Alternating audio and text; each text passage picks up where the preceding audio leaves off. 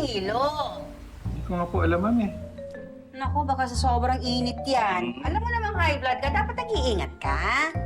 Andiyan lang po ako sa may garahe. Naglinis lang po ako ng kotse. Baka na-dehydrate ka. Uy, init ng panahon ngayon, ha? Dapat inom kayo ng inom. Opo. Ay, sige sir, sandali lang po. Oh, teka. Uy, pupunta yun. Baka may nakalimutan. Ay, baby, i-on mo yung aircon. Sige na. Baka mamaya mahilo na naman yan. Ma'am, kanina ko po binuksan yan eh. Ngayon wala na naman, oh. Ah, ganun ba? Teka.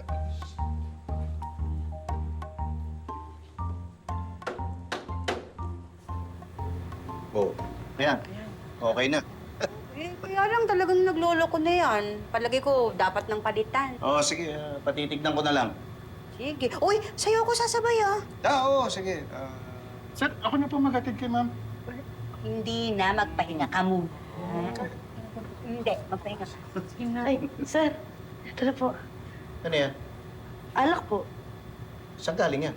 Ay, sir, ginagamit ko po yan sa pangluto. Hoy, bakit na sa'yo yan?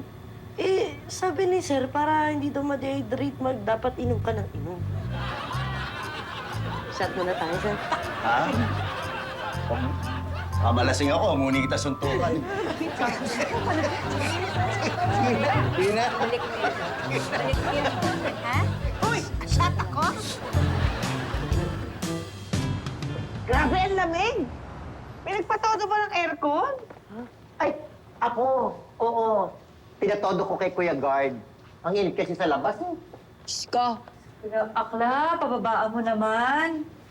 Konti na lang, magyayelo na kami. Yeah, even with the fan on as well, you know, you might get sick from the cold. Ang init-init kaya.